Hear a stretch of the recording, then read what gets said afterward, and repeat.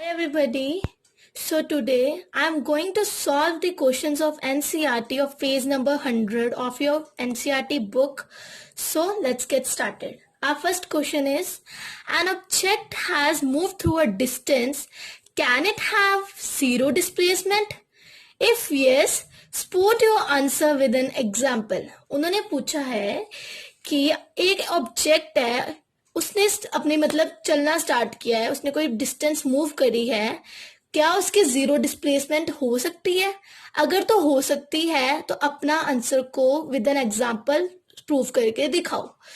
मैंने आपको बताया था कि डिस्टेंस क्या होती है। पहले तो ये जानिए डिस्टेंस क्या होती है। मेरी प्रीवियस वीडियोस में देखेंगे, मैं आपको ये सारा क्लियर कर चुकी हुई हूँ डिस्टेंस और डिस्प्लेसमेंट के बारे में। डिस्टेंस होती है, it is actual path travel by a body. Actual कितना किसी बॉडी ने या किसी ऑब्जेक्ट ने कितना चला है वो होती है हमारी डिस्टेंस। और डिस्प्लेसमेंट क्या होती है? डिस्प्लेसमेंट है the shortest and the straight path between the initial and the final position. जैसे कि मेरा ये ए ऑब्जेक्ट है, ठीक है, उसने यहां से चलना स्टार्ट किया। इट मीन्स कि यहाँ पे उसकी क्या है? इनिशियल पोजीशन है। जहां से वो चलना स्टार्ट करेगा वो उसकी क्या होती है? Initial position. अब यहां से वो चला और यहां पहुंचा बी पे पहुंच गया, ये उसकी क्या हो गई? Final position.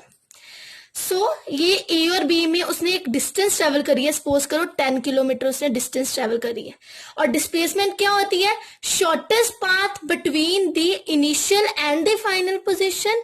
And also remember one thing, displacement always be in a straight line motion.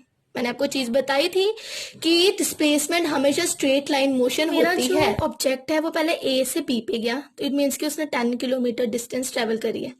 अब उसने क्या किया? अब उसके पी की होगी फाइनल पोजीशन, बट उसको कोई काम याद आ गया सपोज करो, तो वो फिर से बी से ए पे वापस आ गया। ठीक है, बी से फिर से ए पे वापस आ गया। तो यहाँ पे क्या हो गया? अब उसकी स्टिल फिर से उसकी क्या हो गई? इनिशियल और फाइनल पोजीशन सेम हो गई। क्यों, कैसे हो गई? क्योंकि मैंने क्या कहा था, वो इनिशियल पहले वो जहां से वो चला वो उसकी इनिशियल, जहां पे पहुंचा वो उसकी फाइनल, बट उसने फिर से बी से ए पे वापस आ गया। अब यहाँ पे उसकी इनिशियल भी सेम हो गई पोजीशन और फाइनल पोजीशन भी सेम हो गई, है ना। यहाँ पे क्या हो गया? इनिशियल और फाइनल पोजिशन क्या हो गई? इक्वल हो गई। इनिशियल फाइनल पोजीशन क्या हो गई? इक्वल हो गई, सेम हो गई। और मैंने क्या बताया था? डिस्प्लेसमेंट क्या होती है? The path travel between the initial and the final position, that is displacement. The shortest path travel between the initial and the final position. तो यहाँ पे इनिशियल और फाइनल पोजीशन दोनों क्या है? सेम है, तो डिस्प्लेसमेंट जीरो हो गई ना। क्यों? क्योंकि इसमें अब कोई पाथ ही नहीं उसने ट्रेवल किया, जहां से वो चला वहीं पे वो वापस आ गया, तो डिस्प्लेसमेंट क्या है? जीरो हो गई। डिस्टेंस फिर उसने डिस्टेंस बट यहाँ पे 20 किलोमीटर है, क्योंकि वो पहले 10 किलोमीटर चल के गया, फिर 10 किलोमीटर वो वापस आया।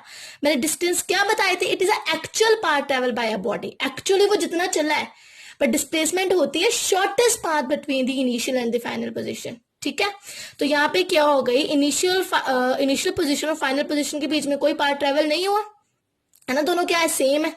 इनिशियल और फाइनल पोजीशन दोनों क्या है? सेम हो गई है। तो यहाँ पे हमारी डिस्प्लेसमेंट क्या हो गई? जीरो।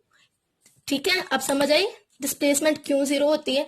जब इनिशियल पोजीशन और फाइनल पोजीशन दोनों सेम हो जाए तब हमारी डिस्प्लेसमेंट क्या हो जाती है? जीरो। इसमें आंसर में आएगा yes, an object has move through a distance have zero displacement. Clear है? Next question, that is second. A farmer moves along the boundary of a square field of side 10 meter in 40 seconds. What will be the magnitude of displacement of farmer at the end of 2 minutes 20 seconds from his initial position? यहाँ पे उन्होंने कहा है एक farmer ने square field चला है। Square field means जैसे मैंने यहाँ पे स्क्वायर फील्ड बना दिया, एक स्क्वायर फील्ड हो गया। स्क्वायर की डायग्राम में क्या उसकी साइड कितनी है? 10 मीटर। 10 मीटर साइड है। इट मीन्स कि स्क्वायर की आपको भी पता है सारी साइड्स इक्वल होती हैं। ये भी 10 मीटर हो गई, ये भी 10 मीटर हो गई, ये भी 10 और ये भी 10 हो गई।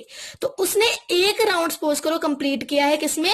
40 सेकेंड में। उन्होंने कहा कि उसने स्क्वायर फील्ड चली है जिसकी साइड 10 मीटर थी इन 40 सेकेंड। सपोज करो यहां से उसने स्टार्ट किया, ए पोजिशन से उसने चलना स्टार्ट किया, ए पोजिशन चलना स्टार्ट किया, ए से वो बी पे गया, 10 मीटर की डिस्टेंस ट्रेवल की, फिर बी से सी पे गया 10 मीटर चला, फिर सी से डी पे गया 10 मीटर चला, डी से फिर ए पे आ गया 10 मीटर। 40 सेकंड में उसने टोटल कितने मीटर चल रही है? 40 मीटर। डिस्टेंस पता है ना क्या होती है एक्चुअली, वो कितना चल रहा है। ठीक है, इनिशियल पोजीशन उसकी क्या थी? ए। उसने यहां से चलना स्टार्ट किया, ए से बी पे गया, बी से सी पे गया, सी से डी पे गया, डी से फिर ए पे आ गया। टोटल उसने 40 मीटर 40 सेकंड में डिस्टेंस ट्रेवल कर लिया। ठीक है, मीन्स कि उसको एक राउंड कंप्लीट करने में 40 सेकेंड्स लगे हैं। ठीक है, so what will be the magnitude of displacement of farmer at the end of 2 minute 20। उन्होंने कहा कि 2 मिनट 20 सेकेंड्स के बाद फार्मर की डिस्प्लेसमेंट क्या होएगी उसकी इनिशियल पोजीशन से, from his initial position. Initial position क्या थी? ए है ना, इनिशियल जहां से उसने चलना स्टार्ट किया। कहते हैं यहां से आफ्टर 2 मिनट 20 सेकेंड के बाद फार्मर जहां पे होगा वहां से उसकी डिस्प्लेसमेंट क्या होगी। अब एक राउंड कंप्लीट करने में लाइक ए से उसने स्टार्ट किया, ऑब्वियसली पूरा राउंड कंप्लीट करने में उसको वापस ए पे आना पड़ेगा, है ना, तो उसको 40 सेकेंड्स लगे।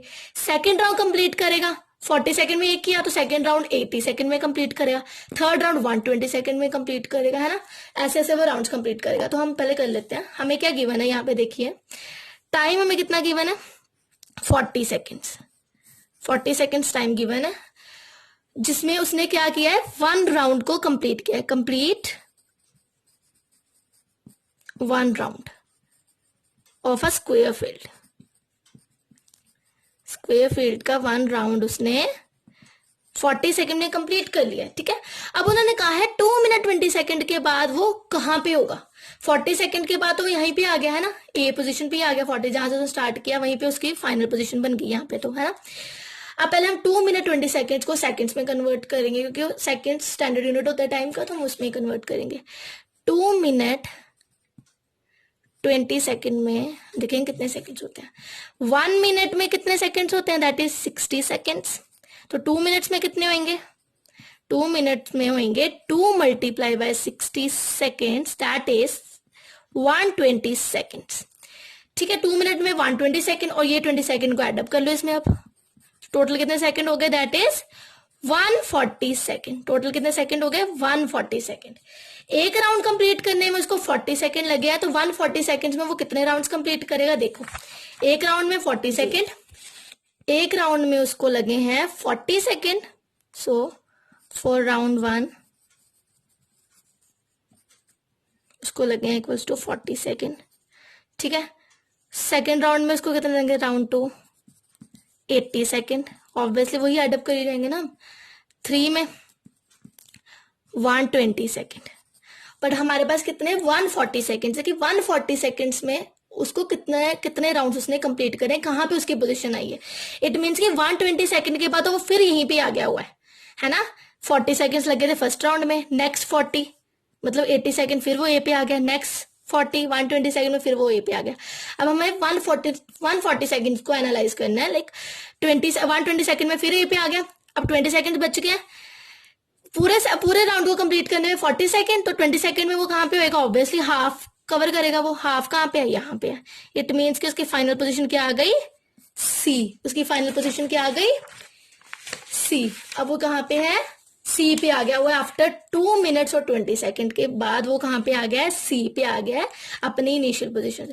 अब हमने यहां से उसकी डिस्प्लेसमेंट फाइंड आउट करनी है। क्या करनी है? Displacement find out. अब हमने उसकी फाइनल पोजीशन भी जान ली, इनिशियल पोजीशन तो ये थी, और हमें पता है डिस्प्लेसमेंट क्या होती है? Shortest path between the initial and the final position. Shortest path कौन सा है? एक तो ये पाथ है इनिशियल और फाइनल पोजीशन के बीच का, जो कि एक्चुअल वो चला है, बट शॉर्टेस्ट क्या है? ऑब्वियसली ये है ना, यहां से यहां तक क्या है? ये शॉर्टेस्ट पाथ है। तो हम यहां से एसी को फाइंड आउट कर लेंगे, क्योंकि उन्होंने हमसे पूछा है मैग्नीट्यूड ऑफ डिस्प्लेसमेंट, मतलब कि डिस्प्लेसमेंट की वैल्यू फाइंड आउट करनी है। सो अब आपको पाइथागोरस थ्योरम, थोड़ा मैथ्स को याद करो, थ्रू पाइथागोरस थ्योरम हम इसको सॉल्व कर लेंगे।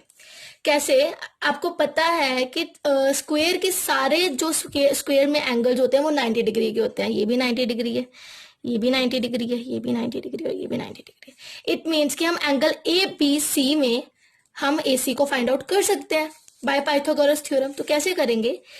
ए सी का square equals to A B का स्क्वायर प्लस बी सी का स्क्वायर। ये मैं बाय पाइथागोरस थ्योरम कर रही हूं। यहाँ पे हमेशा जब भी डिस्प्लेसमेंट फाइंड आउट करनी है हमने बाय पाइथागोरस थ्योरम करनी है, दैट इज हाइपोटेन्यूज का square plus equals to base का स्क्वायर प्लस परपेंडिकुलर का स्क्वायर। ये बेस होता है, पता है ना, ट्राइंगल अगर आपने याद हो यहाँ पर ट्राइंगल, राइट एंगल ट्राइंगल में ये बेस होता है, ये परपेंडिकुलर होता है और उसके सामने वाला क्या होता है, हाइपोटेन्यूज होता है। सो मैंने हाइपोटेन्यूज का स्क्वायर लिया, दैट इज AC का स्क्वायर, फिर मैंने बेस का स्क्वायर लिया, दैट इज AB का स्क्वायर, फिर मैंने परपेंडिकुलर का स्क्वायर लिया, दैट इज BC का स्क्वायर। तो AC तो हमें फाइंड आउट करनी है, AB हमें कितना गिवन है 10, पता है ना 10 मीटर का था, तो 10 का स्क्वायर हो गया, प्लस BC भी 10 है तो 10 का स्क्वायर हो गया। तो क्या हो गया, AC का स्क्वायर इक्वल्स टू 100 प्लस 100, 10 का स्क्वायर 100 होता है, 10 का स्क्वायर 100 होता है। सो ये क्या हो गया 200। अब आपको पता है हम स्क्वायर को उधर लेके जाएंगे तो वो अंडर रूट बन जाएगा, ये अंडर रूट 200 आ गया। अब 200 को हम कैसे सॉल्व करेंगे, लाइक 200 की हम प्राइम फैक्टराइजेशन कर लेंगे। अब मैं थोड़ा मैथ्स भी यूज कर रही हूँ ताकि आपको अच्छे से क्लियर हो जाए। 200 के हम फैक्टर्स ले लिए हैं, ठीक है। अब इसको उतार लो, AC equals to under root 2 multiply by 2 into 5, ठीक है। अब क्या होएगा, अब कॉमन बाहर निकालो, 2 कॉमन है यहाँ पे, 5 कॉमन है, 2 बाहर निकालिए, एक 5 बाहर निकल गया, बीच में क्या रहेगा, सिर्फ एक 2 रहेगा, अंडर रूट 2। तो क्या आ गया, AC equals to 10 under root 2 metres. Placement क्या आ गई, AC equals to 10 under root 2 metres. So हमारी AC की वैल्यू आ गई 10 under root 2 metres. So displacement हमारी फाइंड आउट हो गई है। If you have any query regarding these topics, do let me know in the comment section. I will surely solve these problems for you again. Okay, next question is third. Which of the following is true for displacement? First है, it cannot be zero, and second है, its magnitude is greater than the distance traveled by the object. First उन्होंने बोला है कि इसमें से बताओ कौन सी स्टेटमेंट ट्रू है डिस्प्लेसमेंट के लिए। पहली क्या, it cannot be zero, displacement zero कभी नहीं हो सकती, फॉल्स। हमें लास्ट एक फर्स्ट एग्जाम्पल जो की है एनसीईआरटी की, उसमें है कि डिस्प्लेसमेंट कैन बी जीरो। जब इनिशियल और फाइनल पोजीशन दोनों सेम हो जाती हैं तो डिस्प्लेसमेंट वहां पे क्या हो जाती है, जीरो, बिकॉज उसके बीच में कोई डिस्टेंस नहीं होती ट्रेवल करने वाली, है ना। इनिशियल और फाइनल पोजीशन दोनों क्या हो गई हैं, सेम हो गई हैं। सो ये तो फॉल्स हो गई फर्स्ट वाली, तो it can be zero, it can be zero. Second है, its magnitude is greater than the distance travel by the.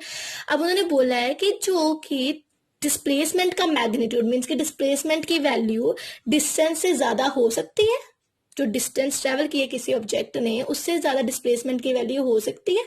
No, मैंने आपको स्टार्टिंग में एक चीज करवाई थी, इक्वेशन करवाई थी, डिस्प्लेसमेंट इज ऑलवेज ग्रेटर और equal to distance is always greater और इक्वल टू डिस्प्लेसमेंट। अगर आपको ये इक्वेशन याद होए कि डिस्टेंस हमेशा डिस्प्लेसमेंट से ज्यादा होगी, ना कि डिस्प्लेसमेंट डिस्टेंस से ज्यादा होगी। क्योंकि डिस्टेंस क्यों आती है, चाहे आप, अब मैंने पेंसिल को उठा के यहां भी रखा है, कोई ना कोई तो उसने डिस्टेंस ट्रेवल करी है। अब मैं पेंसिल को उठा के वापस वहां पे रख दूंगी तो अब क्या हो गया, इनिशियल और फाइनल पोजीशन मेरी क्या हो गई, सेम हो गई, तो अब डिस्प्लेसमेंट तो जीरो हो गई, डिस्प्लेसमेंट तो कोई ट्रेवल नहीं, बट स्टिल डिस्टेंस ट्रेवल हुई। पहले वो यहां से यहां गई, सपोज करो 1 मीटर वो यहां गई, फिर 1 मीटर वापस आई, 2 मीटर डिस्टेंस उसने ट्रेवल करी है ना। सो डिस्प्लेसमेंट कभी भी डिस्टेंस से बड़ी नहीं हो सकती, क्लियर है। सो ये दोनों स्टेटमेंट फॉल्स हैं फॉर द डिस्प्लेसमेंट। तो इसका आंसर आएगा